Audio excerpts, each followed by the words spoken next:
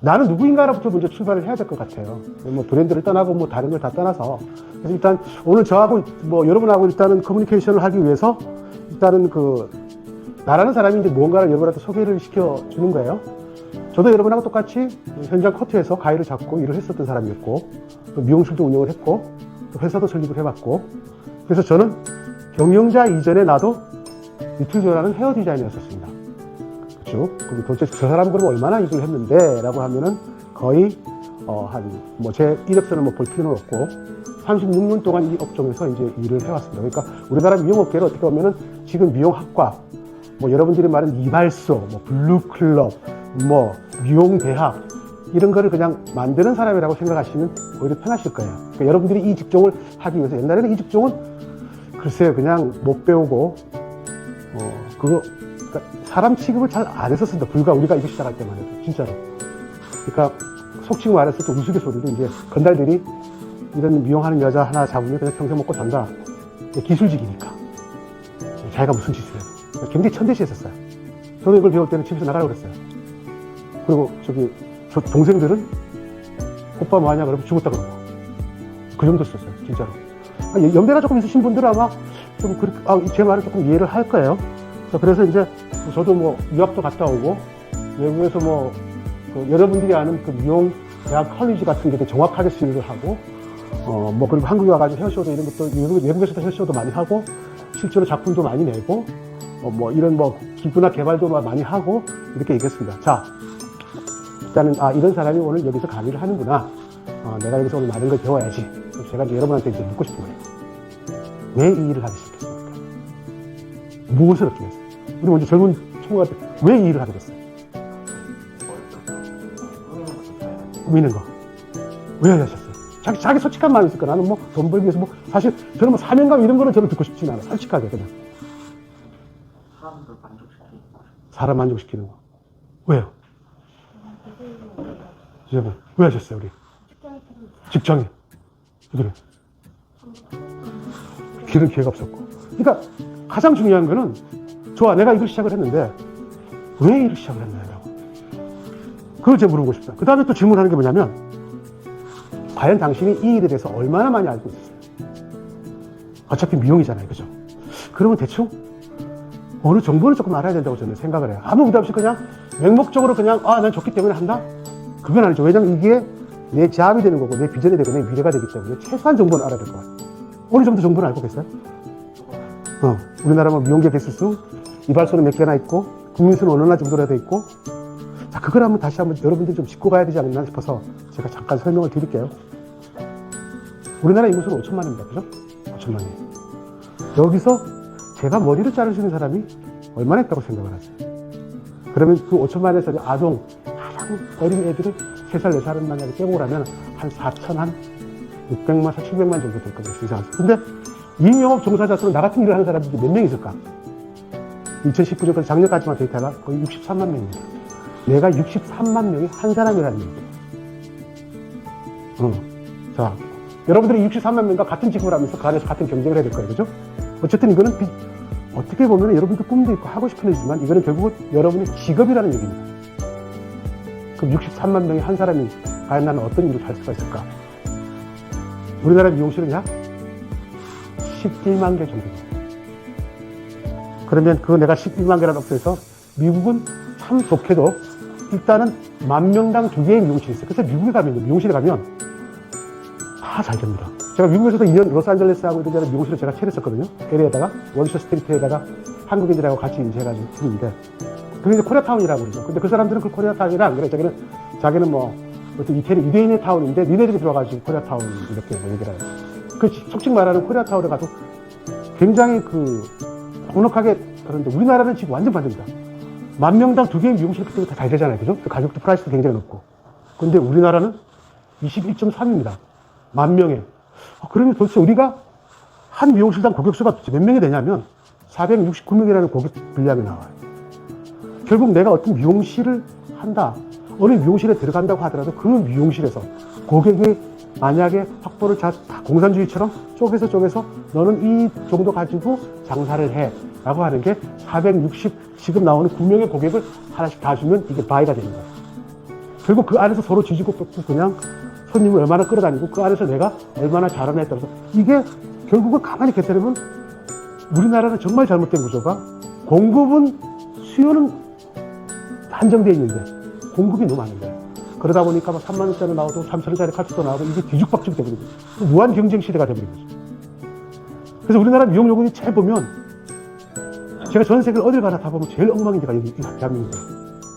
일본이나 미국이나 심지어는 중국 같은 경우는 중국은 길거리에서도 이렇게 그 의자 하나 갖다 놓고 나무에다 걸어놓고 해도 얼마를 받느냐. 최하가 어쨌든 5원, 6원은 받아요. 5원, 6원이라면 우리나라 돈은 대충 그러니까 뭐 한 4,5천 원? 여기는 하는 거예요. 근데 우리나라는 이게 뭐가 좀 잘못돼가지고 이게 왜냐면 공급과 수요가 안 맞아서 이런 문제가 벌어지고 그래서 지금 얘기하는 건 뭐냐면 정말 어려운 직종이라는 얘기예요. 이게 쉬운 일이 아니에요, 사실은. 나는 내가 기술 배우고 내가 이러면 그냥 손님이 들어오고 잘 되니까 수입이 되겠지? 그리고 내가 머리 이쁘게 만들면 만족하겠지. 근데 그게 63만 명이 여러분들이 하고 있고 그 63명이라는 사람들이 남의 매장에 들어가는 내 미용실 아니고 그 고객수가 거의 500명도 안 되는 그 고객수 가지고 그걸 가지고 내 미래를 만들어낸다는 거예요. 쉽지가 않아요. 저도 정말 대한민국에서 제일 외국인들의 도움 있잖아요. 제일 화가 나는 게 뭔지 아세요? 니네들 나라 미용요금 너무 좋아. 판타스트가 돼. 너무 싸서. 특히 러시아 애들 들어오잖아요. 미쳐요, 애들. 가까운 러시아 애들. 우리보다 분명히 생활수준도 좀 떨어지는데, 물론 이제 과학수준도 다르지만, 미용요금이 너무 싸서 너무 좋다, 행복하죠.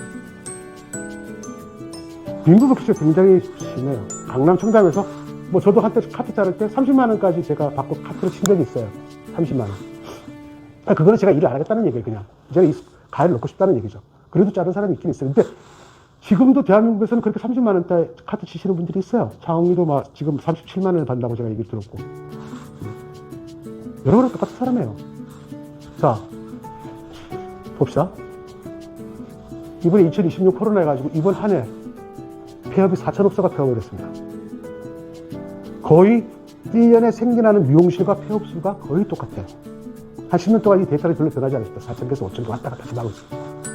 왜 이렇게 많이 창업을 하고 왜 이렇게 많이 폐업을 하는지 여러분은 저 안에 안 들어갈 자신 있을까요?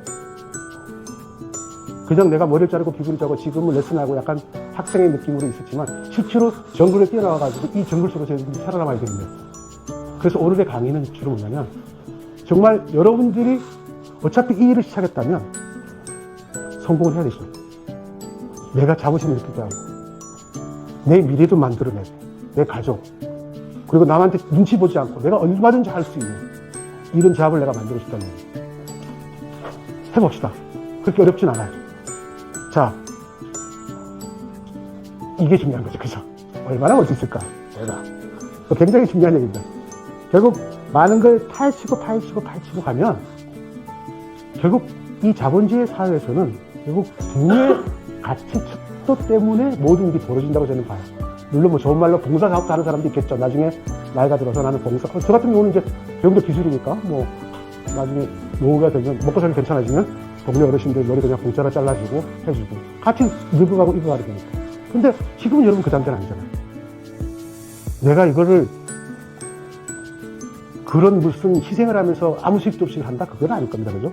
지금도 여기도 제가 오면서 대한민국에 3,000원짜리 카트가 있구나라는 거를 정하는 거예요. 근데 느낌이 그렇게 나쁘지 않았어요. 왜냐면 그분들도 이 금액에 또 그걸 해야 되는 사람들이 있을 거 아니에요. 봉사하기는 좀 그럴 거고. 그래서 확실히 시장의 경제라는 게 참 재밌구나. 그런데 가장 중요한 거는 여러분들이 만약에 일을 한다면 수익을 얼마나 벌 수 있을까? 이걸 생각을 안 할 수가 없어요. 그리고 수명은 어떻게 될까? 자, 보세요. 옛날에는 개인의 창업이 많았습니다. 옛날에는 이렇게 기술을 배우면 미용실에서 서비스 경험을 조금 얻은 다음에 내가 나중에 다른 미용실에서 일하고 미용실 하나 오픈을 하죠. 뭐, 지금 이런 젠틀 M을 오픈을 하든. 근데 그게 과거의 방식이에요. 왜? 수명이 너무 짧아지는 거예요, 이게. 혼자서 하다 보니까. 그래서 폐업률이 아까 나왔던 게, 무려 4,000개 넘게 나왔다는 얘기예요. 그러면 항상 제일 많이 폐업률이 많은 게 치킨집. 그 다음에 미용실이 2위, 3위예요, 항상. 왜냐면 오픈시키기 때문에 문 닫기는 쉽다는 얘기죠. 그리고 또 창업 비용이 그렇게 많이 안 들고, 사실은. 자, 하지만 요즘 어떻게 됐냐. 최근에는 브랜드 시스템 안에서 혼자서 가는 길이 너무 힘들기 때문에 요즘에는 경험을 쌓고 같이 동방성장을 하려는 그런 움직임이 굉장히 많았습니다. 이게 먼저 우리의 숙명이에요. 이걸 알아야 된다는 얘기예요. 옛날에는 혼자서 그냥 내가 배워서 정말 잔소리 들어가면서 선배들한테 정말 맞아가면서 정말 진짜 맞아가면서 배웠었어요. 옛날에 이렇게 가르쳐 주는 데가 없었기 때문에 보통 밑에서 빗자루질만 5년, 6년 진짜 제가 옛날에 어른 미용실에서 일하는데 영화라는 애가 그 얘기하더라고. 리틀조 너는 되게 운이 좋아. 왜? 너는 여기 들어가지고 2년 만에 가야를 잡았잖아. 근데 나 빗자루만 5년 잡아서 그래. 그 잘났다 2년 안 해봐. 그게 자랑이냐 그게? 5년 동안 빗자루 잡는데? 옛날에는 그렇게 지금같이 SNS가 있고 뭐 페이스북이 있고 그 다음에 유튜브가 있고 내가 공부하고 싶으면 아무 영상이나 틀면 다 나오는 이런 시대가 아니잖아요. 정말 선배들한테 뒤에서 정말 욕 들어가면서 뒤에 있으면서 바닥 쓸고 아침같이 나가지고 기술 하나하나 보면서 배웠던 기술이 되었어요. 수익 정말 많았습니다. 그 당시.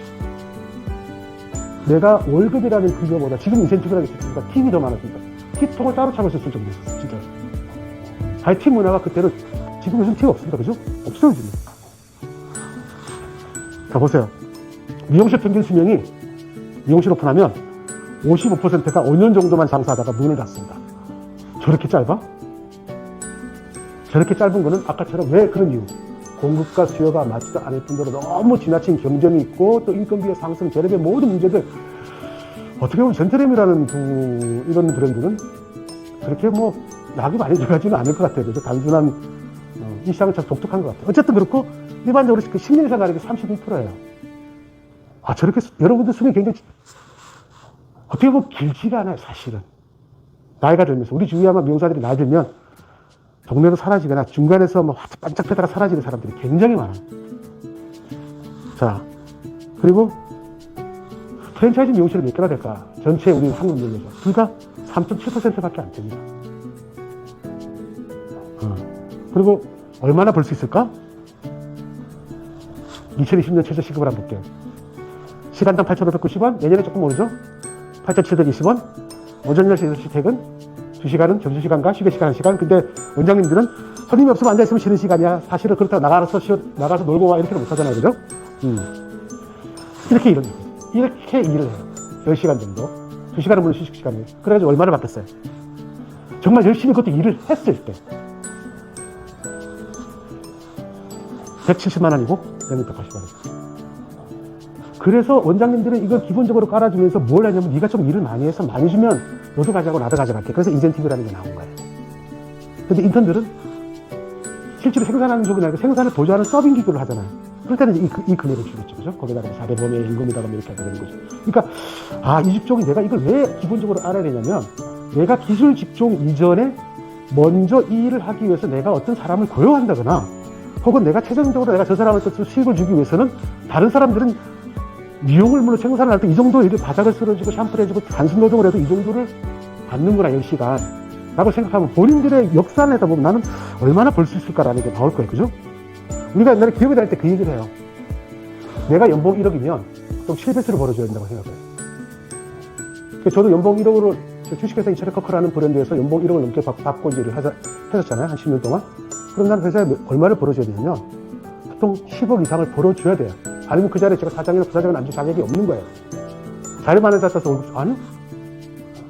결국은 내가 이런 분들을 내가 만약에 쓰게 된다면 내가 얼마나 수익을 올려야 될까요? 그럼 700에서 800 정도를 올려야지 이 사람들한테 이 정도 인건비 주고 인정해주고 뭐 해야 될 거 아니에요. 그럼 내가 얼마를 벌어야겠다는 게 나오잖아요. 그런데 그게 수명이 아까 얘기할 때 그렇게 길지가 않다는 얘기입니다. 이게 쉽지가 않구나. 여러분들은 만약에 내가 나가서 들어가면 얼마 정도 받고 싶으세요? 본인은?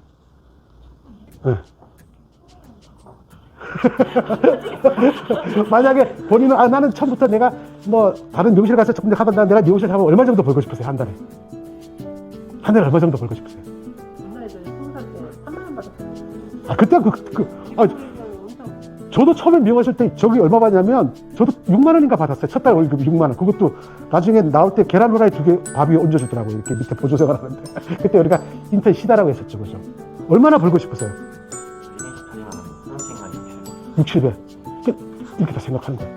근데 그게 또 6, 700이라는 돈을 벌기 위해서는 얼마나 벌고 싶으세요? 한 달에 300. 그게 몇 년 동안 계속 꾸준하게. 오래. 이 정도. 여기는 꿈이 조금 커. 근데 괜찮아. 여기도 괜찮아요. 꿈은 높게 갖고 있는, 할 수 있어요. 방법이 문제지. 300도 할 수 있어요. 방법이 문제지. 아까 이건 아니고. 어쨌든 내가 좋은 비즈니스 자, 우리는 그 길을 가기 위해서 온 겁니다. 그죠? 아, 요즘 디자이너들 잘생겼죠, 그죠? 다 디자이너들이에요. 얘들하고 경쟁을 해야 됩니다. 무슨 연예인이에요, 요즘에는. 왜? 뷰티학과 나온 애들 보면. 여러분들은 뒤늦게 출발을 했고, 나이도 있고, 또 얘들은 정확하게 뷰티학과도 나왔고, 정확하게 대학도 다니면서 공부를 하고, 화려한 번술과 외모와 이런 애들도 여러분하고 똑같이 지금 출발하고 있는 거지. 바깥 최저 시급 받아가고. 그리고 그 60만 명 중에서 여러분 이분들하고 싸워야 돼. 쉽지가 않지, 그죠? 내가 기술만 배웠다고 해서, 먹고 살 수 있어요. 어디가, 내가 이 기술 가가지고, 내가 그저, 반에 가가지고, 좀, 안녕하십니까. 머리 제가 좀 짧게 잘라드릴게요. 3,000원. 내가 주문해 놓고 그냥 버스, 그렇게 살려고 우리 땅에 태어난 건 아니잖아요. 뭔가 멋지게 살아보려고 하는 거지. 이런 애들하고 싸워야 되는 거지, 디자이너들. 자, 군맹문상이라는 말이 있습니다. 사자성. 왜 갑자기 사자성어가 나오냐면, 이 말이 무슨 뜻이냐면,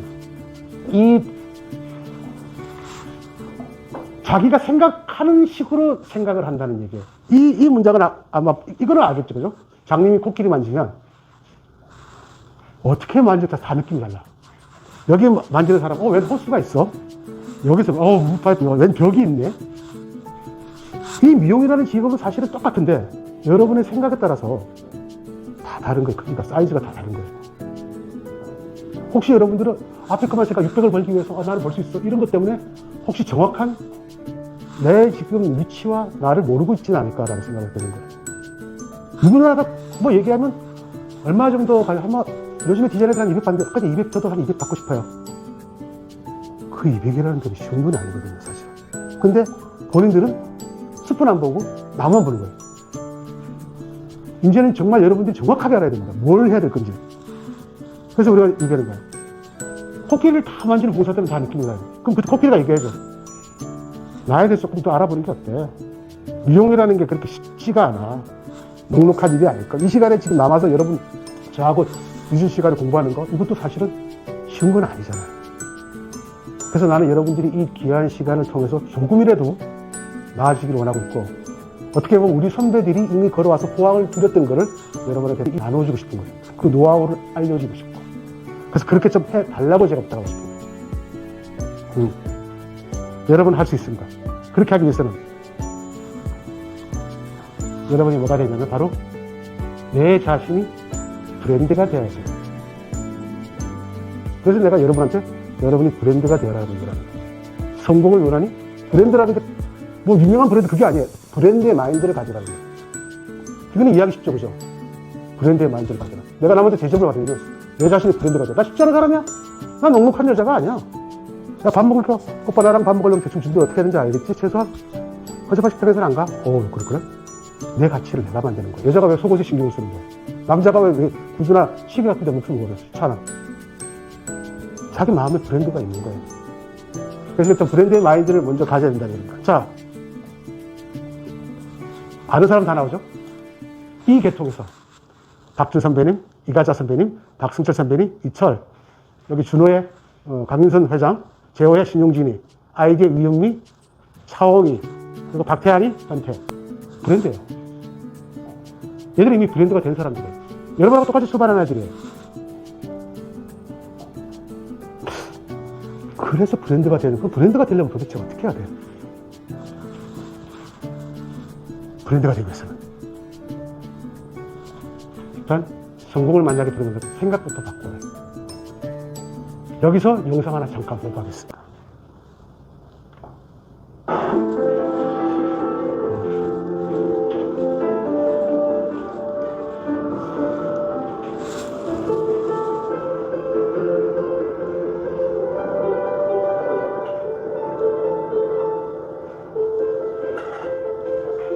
I'm blinding help me. 그냥 난 장님이 도와주세요 그냥.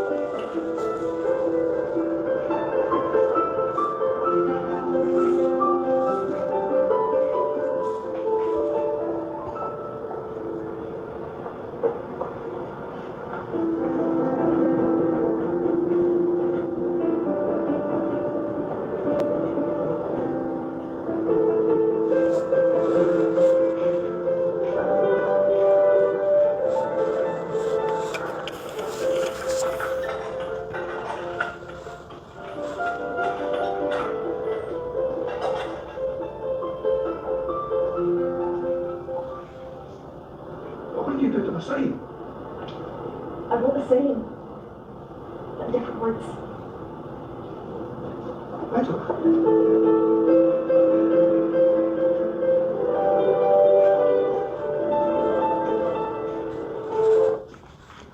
참 재밌는 그래요. 이게 보면은 기쁘신데 변한 건 아무것도 없어요. 여러분들의 지금 현 위치에서 장님과 변한 건 아무것도 없습니다. 근데 똑같은 거라도 내가 어떻게 마음먹고 어떻게 환경은 다 똑같아요. 장님이고 같은 장소에서 그냥 나는 장님입니다. I'm blind. I need help you. You help me. Please. 그러니까 도와주세요. 나는 장님이니까. 똑같은 거예요. 근데 거기서 뭐가 하나 바뀌었냐? 문장 하나 바뀌었을 뿐이에요. 남한테 감동을 주는 문장이죠. 너무 what a beautiful day, but I can see that. 약간 못 봐요. 이게 디자이너들이 가장 놓치고 가는 게 굉장히 많은 게 뭐냐면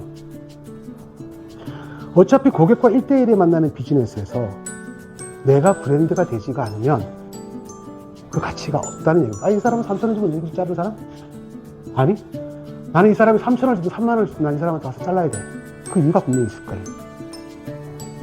오늘 제가 뭐 동질해가지고 동지팥죽 먹으러 왔다가 한 숟갈 먹고 그냥 너무 화가 나서 버려버린 거예요. 그럼 팥죽이라기보다 그냥 상술에 그런 집은 두 분 다시 이해가 안 갔어요. 차라리 본죽에 가는 게 낫지. 그게 브랜드예요.